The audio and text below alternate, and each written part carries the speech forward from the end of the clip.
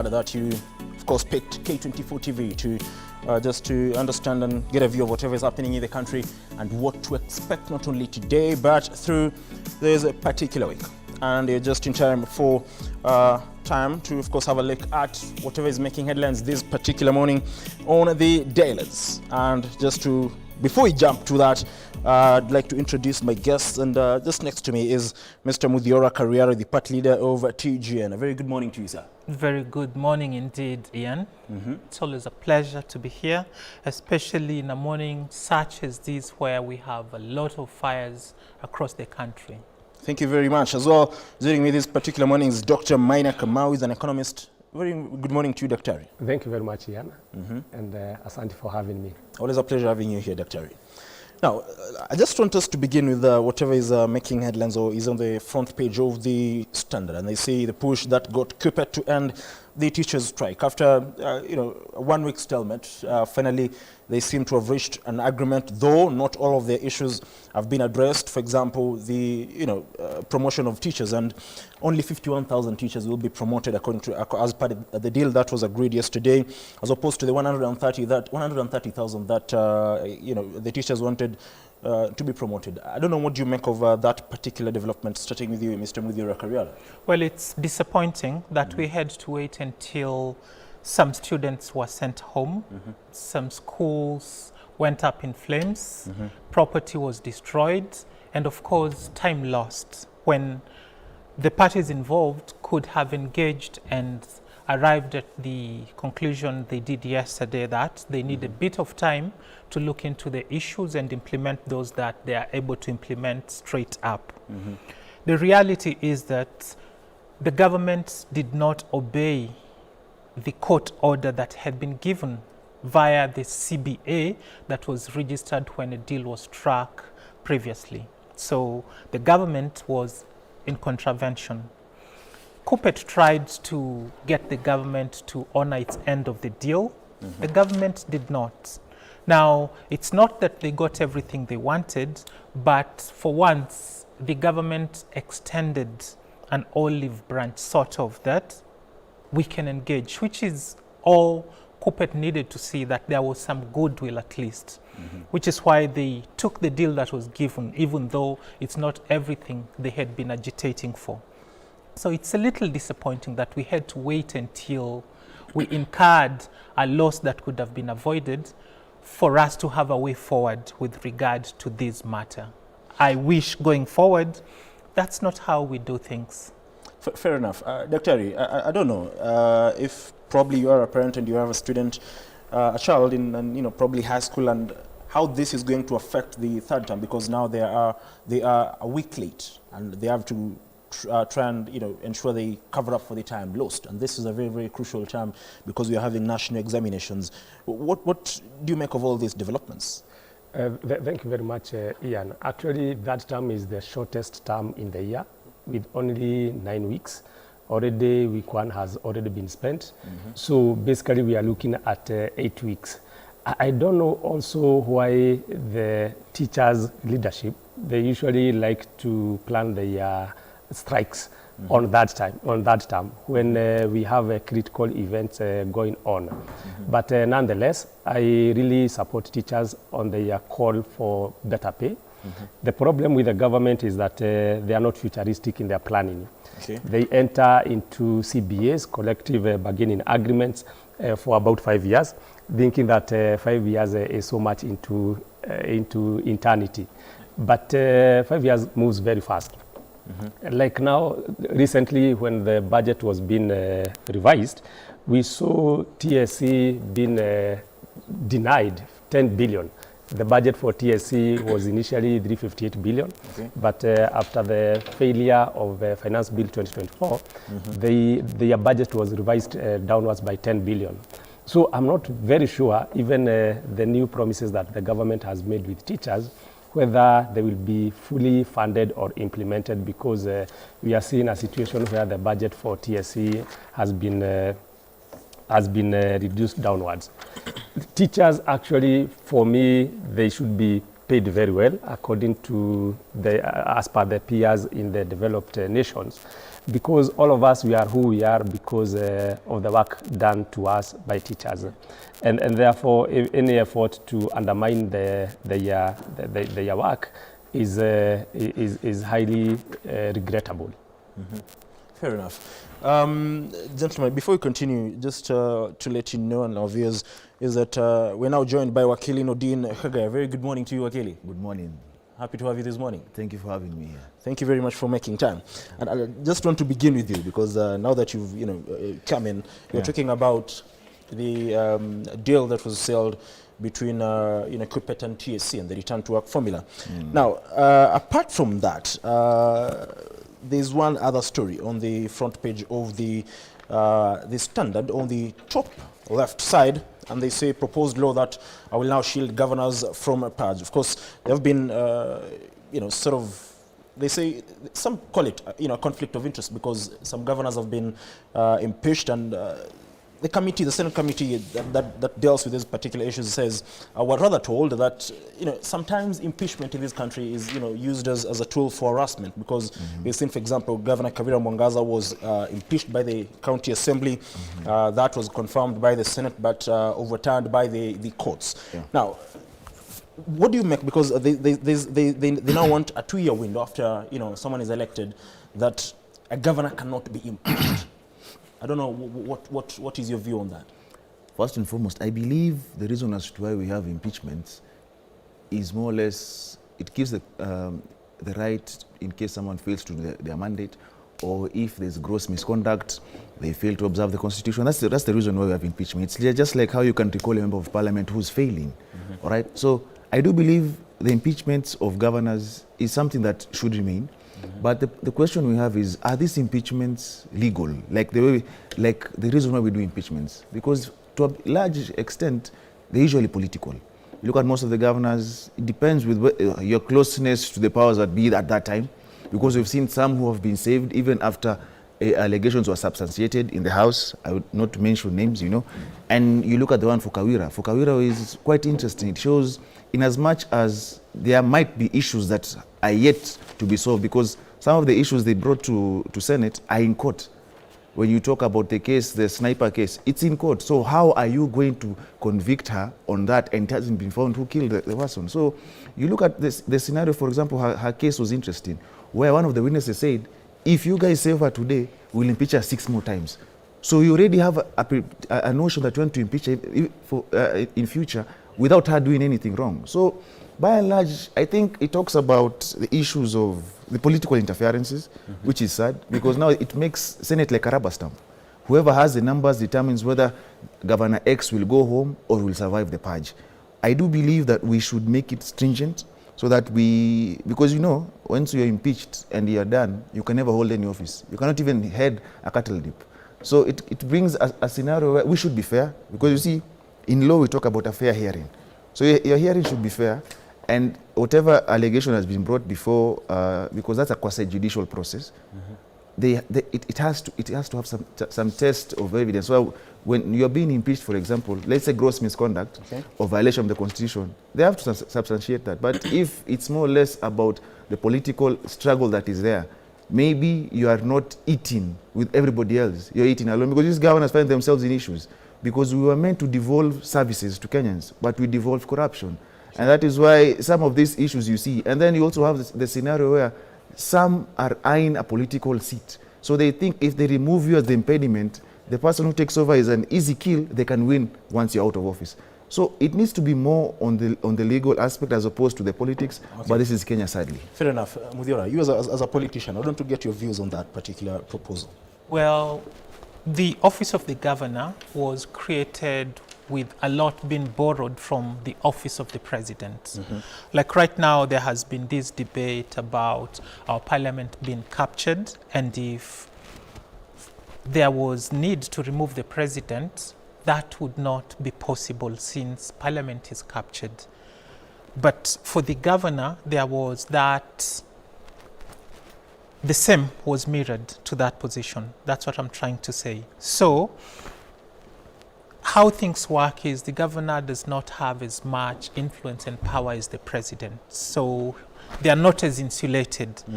which is why members of county assemblies have, in a number of instances, made attempts to impeach the governor. Now, the proposal to amend the law, I believe, is in good faith, because when people come out of an election and they are declared to have won it after the whole process of appeal has been tried out, it means they have the mandate to govern by popular initiative. So they should be allowed some time to at least effect some of the promises they made in their manifestos. So the same way we say that a member of parliament should be allowed time, it's only fair that even the governor is allowed a similar window.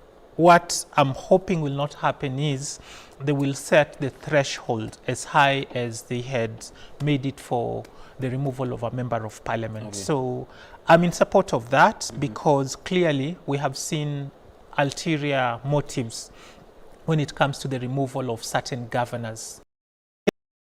Meru,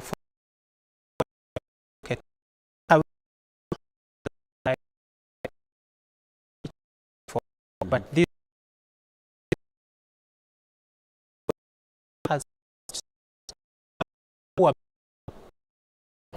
in Meru, there are people who want to be rewarded, and it's seen that this is the best opportunity at this point. Okay, fair enough.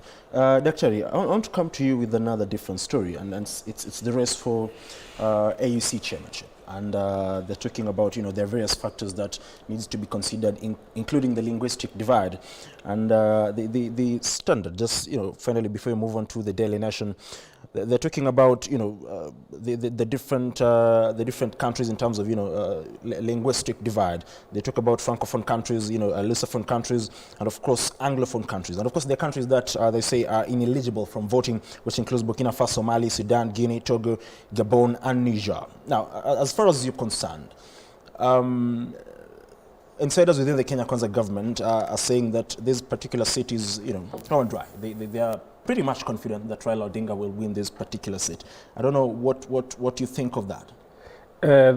That's true. I support that. I also feel that Raila has taken the seat because being supported by the Kenyan government, and we are seeing a situation where other stronger economies in Africa are not prompting any person of their own. If we had someone from Egypt, someone from Nigeria, someone from South Africa going against Raila Odinga, then the chances of him winning would have been slimmer. Okay. But now him going against people coming from being supported by smaller economies like Djibouti, Ethiopia, then it doesn't pose so much threat to him. So I feel it's home and dry. It's home and dry for Raila. Okay, fair enough. Wakili, you're sort of laughing, and I don't want to, pick your mind on this because, they say, and even the ambassador of Djibouti to Saudi Arabia, that is Bakarama Dia, said that during the 50th session of the Council of Ministers of Foreign Affairs of the Organization of Islamic Cooperation, held in Cameroon, they resolved to support the Djibouti candidate, that is Mr. Mahmoud. Yeah. So it not only looks like an issue of religion as well, but also the issue of linguistic divide, and it looks like you somehow disagree with Dr. in terms of this one being home and dry. It can't be home and dry because this is a secret ballot either way. And then number two, it was also home and dry for Amina until. In fact, by the way, that particular time, yes, Uganda, Tanzania, and even Djibouti did not vote for a candidate. You see, the interesting thing is that for Amina it was home and dry until towards the voting. Faki was running up and down trying to get people to endorse him, and we saw who won at the end of the day. So it's more or less like the interests, the regional interests, like as you say, there's language. So until you win, don't be too comfortable because at the end of the day, it's secret ballot. Those who stand with you and say, "Oh, we are together," might surprise you because you never know. Because things change. A day to the voting, things might change. You might have gotten endorsements from several head of states, and then a day to the election, something just changes. So I believe he should not be too excited like what happened in 2022 and that red carpet at KCC. You see that red carpet today torments them, right? Yeah. So they should avoid such a scenario where they start celebrating early and then they realize that when things hit the fan, they ask themselves what happened. We had all these votes. Wait until the vote is cast because at the end of the day, they might say they support you, but when they vote, are you with them? At the end of the day. Now, gentlemen, I want to come to you because I see you itching to comment on this. Yes. Last time out, again, the French-speaking countries did decide to, vote as a bloc, and they voted for Moussa Faki Mahamat. If you look at the countries in terms of linguistic divide, Francophone countries, do brag of quite a number of countries. Yeah. So if at all they decide to, yet again, vote as a bloc, depending on whether they will support Raila Odinga or support the candidate from Djibouti, Mr. Mahmoud. It seems the issue of linguistic divide plays a very, very crucial role. And you are as well laughing when Dr. was talking about it being home and dry. I don't know, you look like you are not looking forward to Raila Odinga clinching this seat? Well, Raila Odinga has come so close so many times and yet never made it. Start with 2007. Come all the way to 2022, where even a red carpet had been rolled for his declaration. So it's not home and dry, although we must give the man credit that he tries.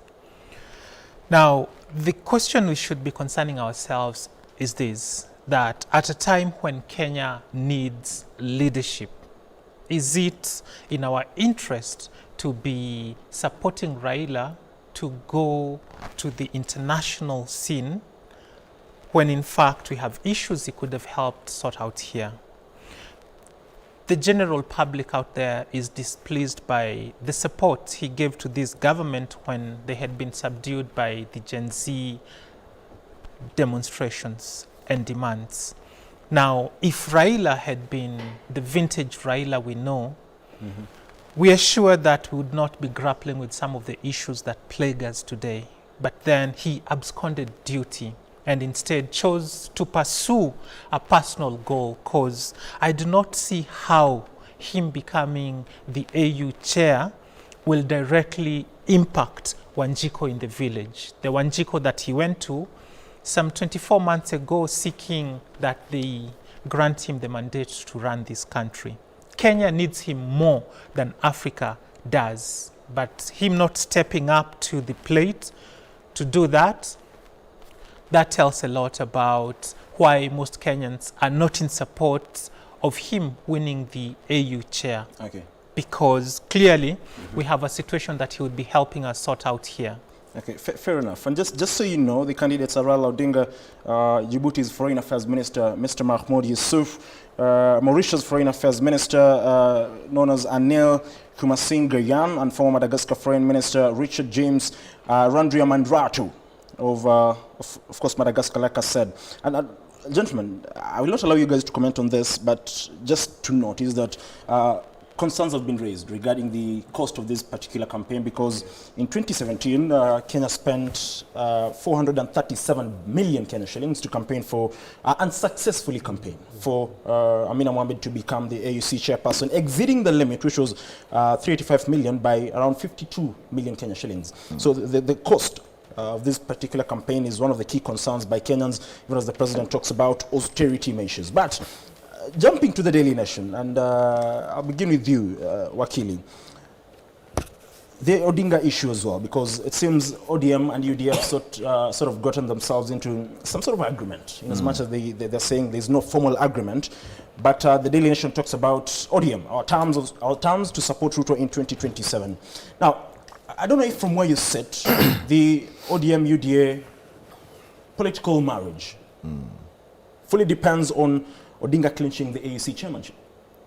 Because if he doesn't clinch that seat, if at all he doesn't, what happens? Of course, for those in UDA, they would prefer he clinches a seat because it means they've exported their quote-unquote issues out of the country so they can be able to merge with ODM. You see, we find ourselves in a very unique situation. The president of the day once told us that we have an amorphous government that does not make sense, where the opposition is in government and government is in the opposition. Okay. That is what we have today. ODM might cry from top of any vehicle and say they are not in government, but they are in government. They are working together. And that is why you see they told us, quote unquote, experts, we don't know experts in what, have been sent to cabinet to try and help the cabinet of the day. And we are of the information that there are some PSs who will also go home. It tells you that there is a working relationship. We just find ourselves, Gachagua is now who William Ruto was in the last administration. He feels like he has to do so much to fit in, like how William Ruto used to be. You remember what happened in Bomas? It was awful to even to watch, you know. So you find ourselves in a situation where governments will come and go, but there's only one constant. That's when Raila Odinga, he finds himself, be it a corporation, be it Grand Coalition, be it Musumkate, be it a handshake, and now we're being told it's broad-based government. Whoever knows what broad-based government means, you know. So we find ourselves in a situation where they are working together. They might say they are not core principles, but they are, because you can clearly see. And we wait to see what that comes up with. And I'm sure they hope and pray that he clinches the AUC. But if he doesn't, the headache is back. Okay. Because then we find a situation where now you have a cabinet that some subscribe to him and some to the president. And that's the truth of the matter. In as much as people will lie and tell you that, oh, all of them take instructions from one person, believe you me, we will only find out after, let's say he loses. And I'm not saying that I wish him bad, but if that happens, because it's a reality, it's either win or lose. Whoever wins takes over, whoever loses comes back to his or her own country and continues working for their people. And that only, working for people is it's relative, because you might be working against your own people at the end of the day. Okay. So we anticipate to see what happens come next year. Fair enough. Gentlemen, even as you respond to that, within just a minute, starting with you, Daktari, there's the issue of ODM, but of course I wanted to also pick your mind because the Star, talking about political battles as MPs fight to take over as governors. We've seen several MPs lining up to vie for gubernatorial seats come 2027, of course led by Embakasi East MP Babu Owino wants to be the Nairobi governor. We've seen Kimilili MP Ditmas Barasa saying he'll vie for governorship in 2027 in Bungoma County. Osotsi as well. The senator for Vihiga County. We've seen several leaders angling for those particular positions, especially, not particular positions, but specifically the gubernatorial seats. I don't know, what do you feel is the motivation to go for this seat? I think to start with the previous question about the merger, the proposed merger of ODM and UDA, I feel the government of the day is a sinking ship, because actually they started by buying out MPs who are on the opposition side or the independent MPs, so that they could first transact the first transaction of the parliament, and that was voting the committee members and even the speaker of the parliament. And that's where we saw the speaker Wetangula being elected against Kenneth Marende. Actually, this government should be a minority government, but the government was able to buy and compromise some of the MPs to vote in favor of the government proposed speaker. So that has been it, and I say that's the first mistake that this government made by trying to twist the will of the people. If the government would have remained a minority government, they would have exposed themselves to checks and balances coming from a very strong opposition. So that did not work until now. Things have started to collapse. And now we have seen the president reaching out to the opposition to form a broad-based government. And I think also it is not going to really continue the way it is, because by doing that, the government is actually addressing symptoms instead of dealing with the causes of the challenges that it is facing. Okay, fair enough. Mudhira Karera, just 30 seconds. What do you make of that particular deal? And of course, like I talked about, young leaders angling for gubernatorial seats. What is the motivation behind that from where you say 30 seconds kindly? Well, of course, these members of parliament are leveraging on the experience they've gained in public service. It's in their right to dream to rise to those positions. Of course, Kenyans will have the opportunity to interrogate their track record, and let's not take it from them. There are those who have, in a way, delivered services to the people, and they should be supported, but there are others whom clearly we hope EACC and other agencies in government will not allow to run in that election. That said, it's very selfish of ODM to imagine that this early they can make a pact with UDA for the 2027 election. Okay. It's way too early. Okay.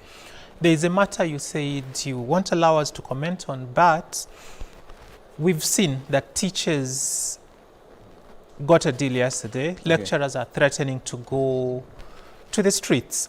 And actually yesterday took lecturers, went on strike.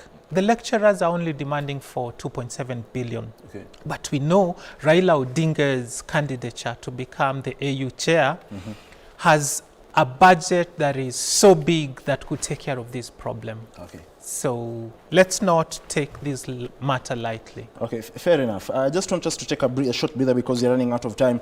But just before we do that, there's a story on the People Daily on the front page, and they're saying CDF billions for dead projects. It's a story on page 6. You can grab a copy. Page 7, you can grab a copy of the People Daily just to get a picture of what is happening. They're talking about stalled construction projects, delayed implementations, no records for, of course, work done, emergency funds, poor workmanship, and some of the constituencies in question include Rarieda, of course, headed by Otinda Amolo, Nakuru Town East by David Gikaria, Duncan Mine of Nyeri Town, Yata, Robert Ngui, Tetus, Geoffrey Wandeito, Odhayas, Michael Wambugu, Uriris, Mark Nyamita, Kajedo North, Onesimus Ngongoyo, and Kasarani's Ronald Karau. You can just, of course, get that particular story and more details on page 7 of the Daily, the People Daily this particular morning, just to see what your MP is up to, and if at all the funds in your constituency the funds are being used wisely. We take a brief breather. I want to, of course, look at what the papers do say on the back page, because, of course, it's about Manchester United losing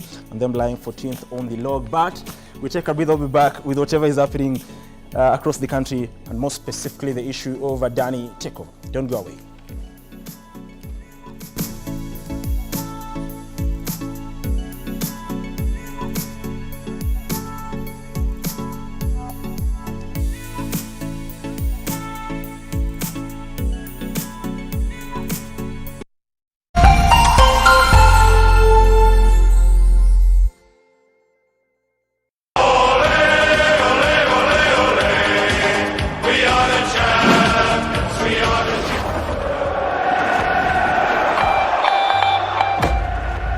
Catch every thrilling moment of the English Premier League.